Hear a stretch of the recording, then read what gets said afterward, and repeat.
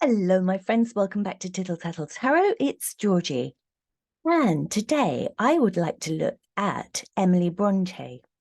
I have the Deviant Moon Tarot here, and I'm just going to mush them all up in front of me. And we just pick. We'll pick from the Deviant Moon. I want to find out some very specific things, one in particular about Emily Bronte.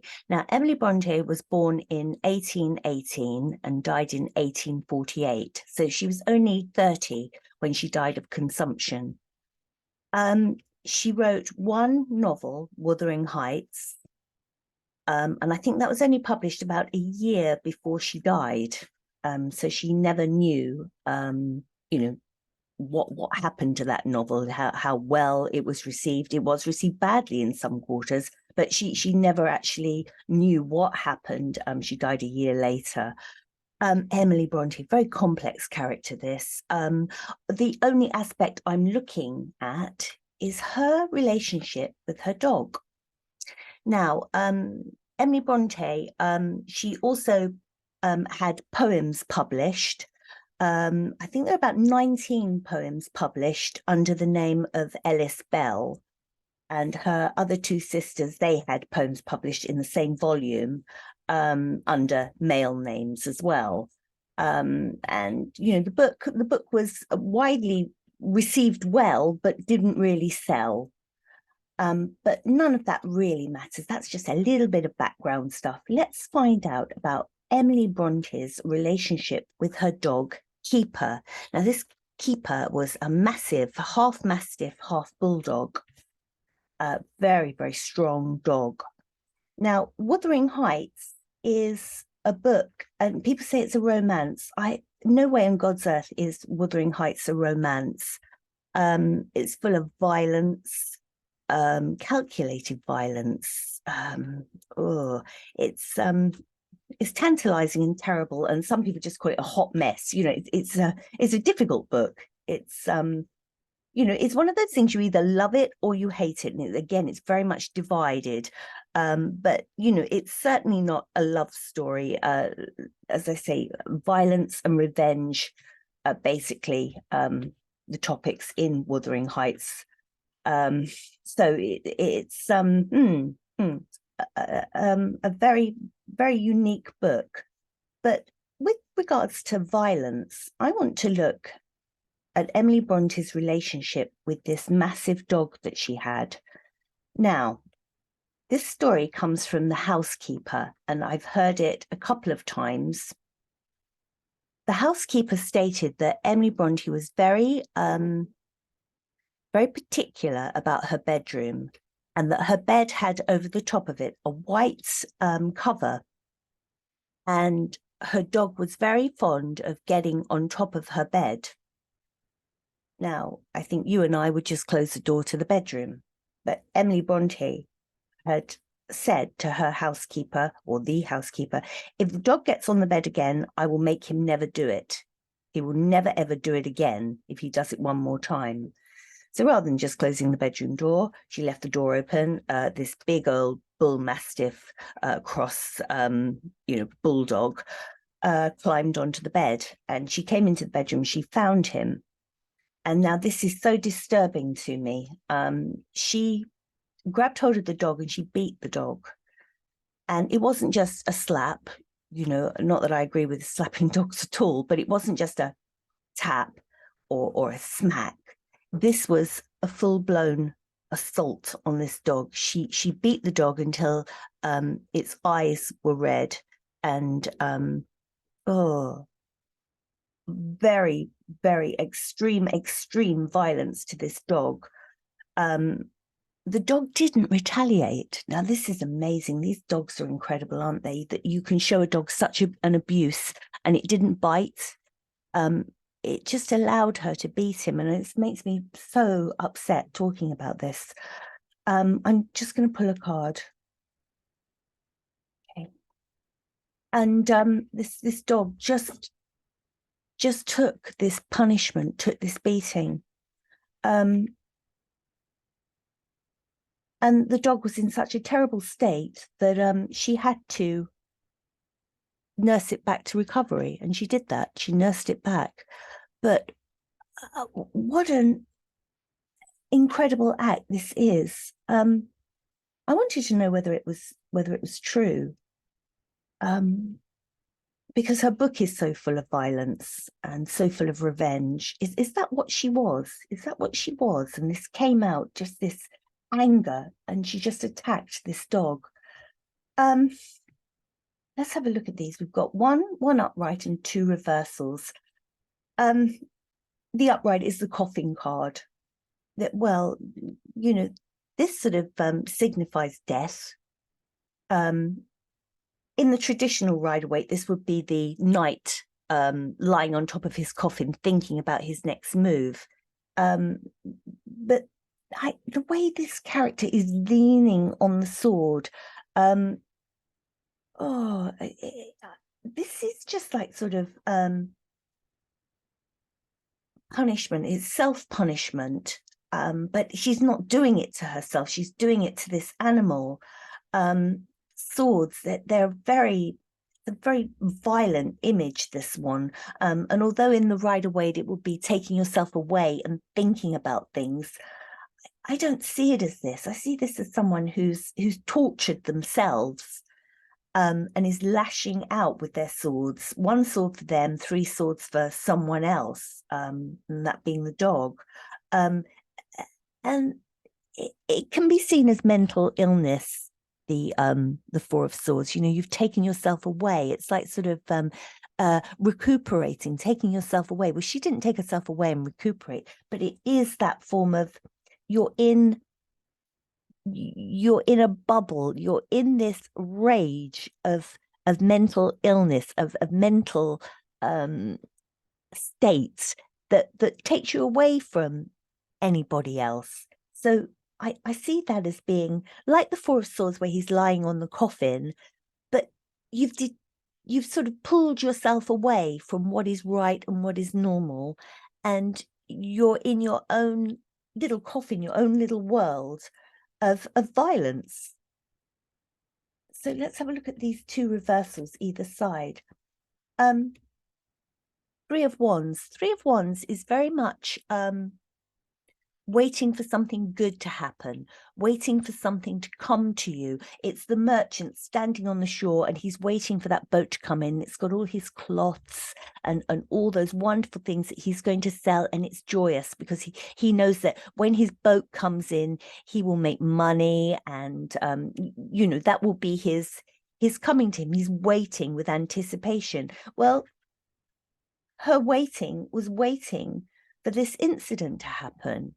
It's like I said to you, houses had doors, rooms had doors. Why on earth was the dog just not banned from that room? If this causes a problem, you lock your door, you close your door. But no, it's almost like, well, I'm waiting for something bad to happen. I'm waiting for this to happen so that I can, react, that I can just react on this. So it's waiting for something bad to happen, that incident, rather than that good thing coming to you. It's just waiting for that slip up, waiting for that bad thing.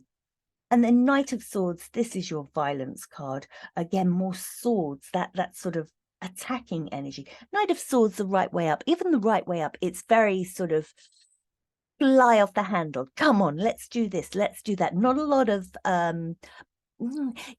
planning goes into it. It's all going from the head and in, attack. When it's up the other way, this is just like waiting for this thing to happen. The dog's jumped on her bed, may have had muddy paws. Dogs do this. Close your bloody door, basically. The dog's jumped on the bed. She has reacted and gone absolutely off the handle on this. This is the Knight of Swords. This is like just destroy, go mad, attack. And she's attacked this dog. And I cannot fathom how this dog did not retaliate. This dog just allowed it to happen, and it was beaten. severely beaten. So I want to try and get some energy from the dog. I'm going right underneath. Let me try and get, and the dog is called Keeper. Let me try and get Keeper's energy. Yeah. I mean, this is the Wounded Warrior card. In the Rider-Waite, this is the person that has the bandage around their head. You might be able to see some sort of head thing going on here, but this is where she attacked him. She hit him around his head so that his eyes swelled. This is the total on my knees. I'm so wounded and I can't protect myself anymore. This wand here, it's just like the dog cowering, trying to protect itself, but can't against this onslaught. So, but no barking, no biting. Incredible. One more. We've got the Six of Cups. Now, Six of Cups is your nostalgia card. We've got it in reverse here. I mean, from the dog's point of view, this is not what he was expecting. He'd always had love from this person, always been, with her, had love from this person. God, and I'm starting to get emotional now. But now we're going in reverse. That past love, what's happened? What's happened to this? And this dog is so confused by it. If a dog's always been beaten, you can think, well, it's going to not accept it, but it's going to understand that is what happens. I get beaten. But this was just so out of the blue. The dog did not know how to react. So I'm just going to put all this here. I was really hoping that this would just be a fable and not be true, but I read it in a couple of articles and I just had a horrible feeling that, a person that can write a book as violent and as full of revenge as Wuthering Heights, and be so reclusive, and that maybe there was something involved in this. Maybe there was something going on with her mentally. So I'm just pulling an overall card now, the Hierophant. I think that this is a girl, a woman who she had very strict rules, how she wrote, how she did things. And I think it was very much her way or the highway. I think she was very intolerant of other people. The Hierophant, it is that kind of Pope card, and we do this, we do that, and everything is ordered. But in an extreme version, it's very dictatorial. We do it like this. We don't do it any other way. I don't greet guests that come to our house. I'm not interested. I want to be just here with my writing and my father and just very much, I know what I want and this is the way I'm going to do it. And also these rules, and she had this rule about this white linen bedcloth. The rule is this dog no longer comes on it. And when he broke that Hierophant, her strict rules, this is when she went totally mad. She went absolutely mad. And but the sad thing is she was waiting for it to happen. She'd set it up. She'd even said to the housekeeper, if that dog does it one more time, I'll make him regret it. So she's waiting for it. This is what I don't understand. And it's like, I don't know whether she saw this as the dog, perhaps, this being stabbed, saw this as the dog messing with her rules. Don't mess with me, don't mess with my rules. You've put me in this situation, you made me do it. That kind of, yeah, you made me do it. And went absolutely crazy with it. As far as the dog is concerned, we have these cards here, absolutely beaten. This is your mentally beaten. You're on your knees. It was a head wound to this dog, vicious attack. And this is the head wound card.